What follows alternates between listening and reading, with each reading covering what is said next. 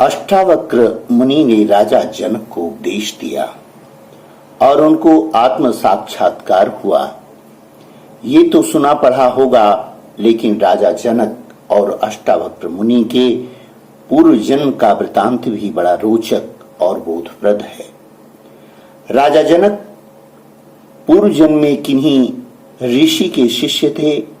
अष्टावक्र जी और जनक दोनों गुरु भाई थे। अष्टावक्र जी को योग मार्ग में रुचि थी और जनक को ज्ञान मार्ग में रुचि थी। कोई साधक विचार प्रधान होता है तो कोई ध्यान प्रधान होता है। अष्टावक्र जी ध्यान प्रधान थे और अन्य शिष्य विचार प्रधान थे।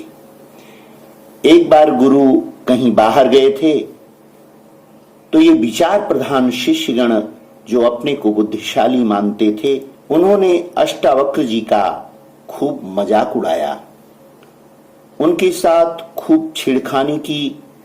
वे बेचारे घबरा गए, रो पड़े।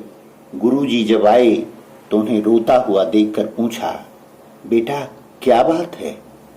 जनक उम्र में बड़े शिष्य थे। जनक की तरफ उंगली करके अष्टावक्र जी ने कहा कि ये लोग मुझे सताते हैं कि ये तो सिर्फ प्राणायाम करता है, ध्यान करता है, बड़ा योगी आ गया। ऐसा करके मेरी खूब मस्खरी करते हैं। गुरुजी, आपको क्या निवेदन करूं? मेरे को कई महीनों से परेशान करते हैं। गुरुजी ने जनक से कहा, तुम इसको छोटा गुरु भाई समझ के इतना सताते हो और अपने को बड़ा विद्वान व ज्ञानी मानते हो, तो कान खोल के सुन लो कि इसकी कृपा के बिना तुमको आत्म साक्षात्कार नहीं होगा। आखिर इसकी शरण जाओगे, तुम्हें ज्ञान होगा, तभी तुम्हें ज्ञान होगा। गुरु का शाप प्रतिबंधक प्रारब्ध बन गया। जनक ने पूर्व जन्म में आत्म विचार तो किया था, ज्ञान तो सुना था, परंतु आत्म साक्षात्कार नहीं हुआ।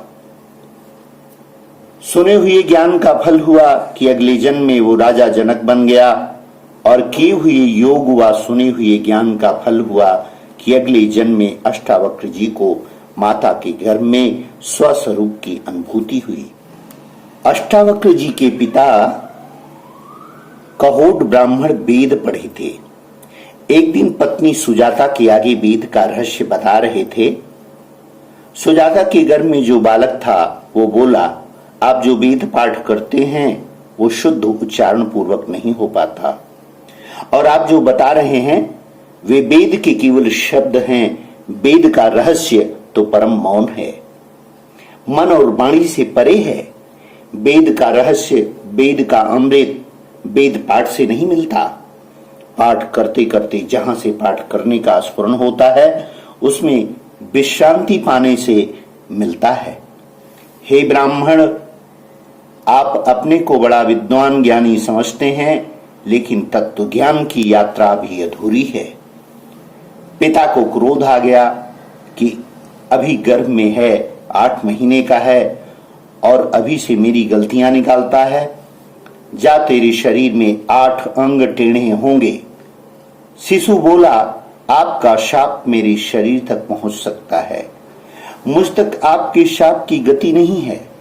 मैं असंग निर्विकार चैतन्य हूं। कहोड ब्राह्मण को हुआ कि ये तो होनहार बालक है। माता के गर्भ में ही अष्टावक्र जी को आत्म साक्षात्कार हो गया। इन्हीं ने राजा जनक को ज्ञानोपदेश दिया और जनक को घोड़े की रकाब में पैर डालते डालते ज्ञान हो गया। अब वो उपदेश अष्टावक्र गीता के रूप में हजारों लाखों लोग सुनते पढ़ते हैं। हरिओम हरिओम हरिओम।